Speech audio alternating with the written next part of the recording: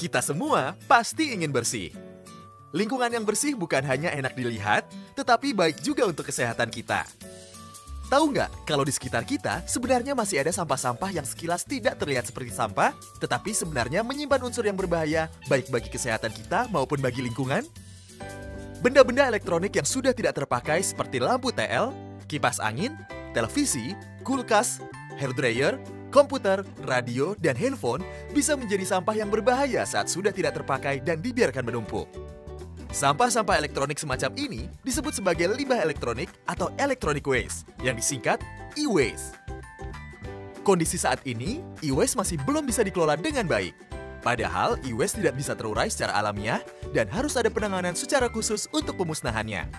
Kandungan logam-logam berat yang terdapat dalam e-waste masuk dalam kategori B3, bahan berbahaya dan beracun, dan berdampak luas ketika telah berkontaminasi dengan air, tanah, dan udara. Contoh e-waste adalah handphone. Handphone terdiri dari beberapa komponen yang masing-masing mengandung unsur berbahaya yang harus ditangani secara khusus. Skrup dan konektornya mengandung unsur logam berat. Semua unsur-unsur ini tergolong berbahaya bagi lingkungan, baik manusia maupun makhluk hidup lainnya. Timah terbukti bisa mempengaruhi kecerdasan kognitif dan mengakibatkan hiperaktivitas. Merkuri bisa mempengaruhi kemampuan ingatan dan melemahkan otot, baik bagi manusia maupun hewan. Kadmium bisa berdampak buruk bagi paru-paru dan bisa menyebabkan kerusakan ginjal. Logam berat bisa mencemari air tanah sehingga menjadi tidak layak dikonsumsi. Jadi, pengelolaan e-waste dengan benar sangatlah penting. E-waste harus dikelola menggunakan fasilitas dan teknologi pengolahan yang tepat dan teruji, serta dikerjakan oleh tenaga-tenaga profesional yang kompeten.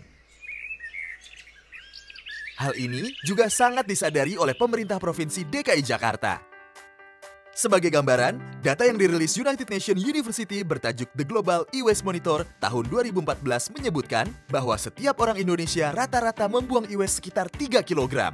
Artinya, bisa diprediksi jumlah timbunan e-waste di Jakarta adalah sekitar 31 kiloton. Sebuah jumlah yang besar, sehingga sudah seharusnya dikelola dengan serius. E-waste ini adalah limbah, ya.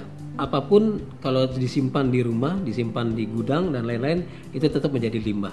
Kalau e-waste tidak dibersihkan, itu akan menjadi sampah juga di tiap-tiap rumah. Kita khawatir nanti malah limbah ini akan membawa dampak bagi si penghuninya.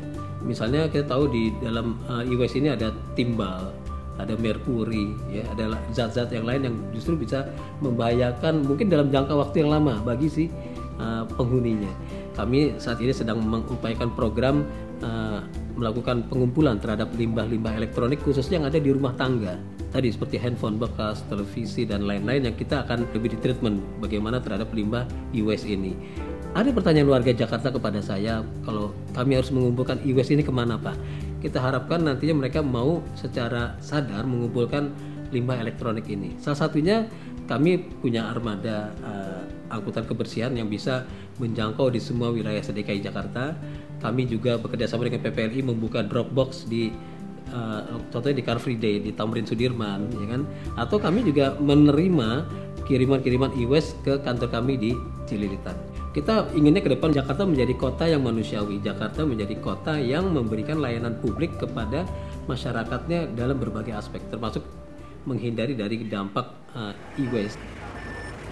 PT Prasada Pamunah Limbah Industri atau PPLI, mitra Pemprov DKI dalam pelaksanaan program pengelolaan e-waste, adalah perusahaan yang telah lama berfokus pada limbah bahan berbahaya dan beracun atau B3. PPLI memiliki pengalaman dan kompetensi untuk membantu Pemprov DKI mengelola limbah e-waste secara aman dan profesional.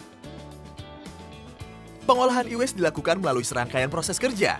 Setelah sampah e-waste dikumpulkan dari masyarakat, sampah-sampah e-waste ini kemudian dipilah-pilah sesuai jenisnya seperti mesin cuci, TV, handphone, dan alat elektronik lainnya.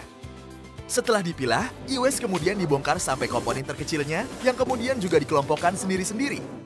Komponen-komponen yang telah dikelompokkan ini kemudian masing-masing diolah secara terpisah melalui proses yang aman dan teruji. Sebagian komponen dimasukkan ke proses daur ulang sehingga bisa digunakan kembali baik untuk keperluan yang sama ataupun untuk fungsi yang sama sekali berbeda. Sebagian komponen yang memang sudah tidak bisa didaur ulang, kemudian diolah lebih lanjut secara stabilisasi dan enkapsulasi sebelum masuk ke dalam fasilitas pembuangan akhir sehingga tidak berdampak buruk bagi lingkungan. Jadi, sekarang sudah jelas kan betapa pentingnya program e-waste ini? Pengelolaan e-waste yang benar dan profesional menjamin bahwa tidak ada limbah berbahaya yang tersisa dan setiap komponen e-waste dapat diolah dengan efisien. Sehingga lingkungan sekitar kita bukan hanya menjadi bersih, tetapi juga aman bagi kesehatan kita dan keluarga.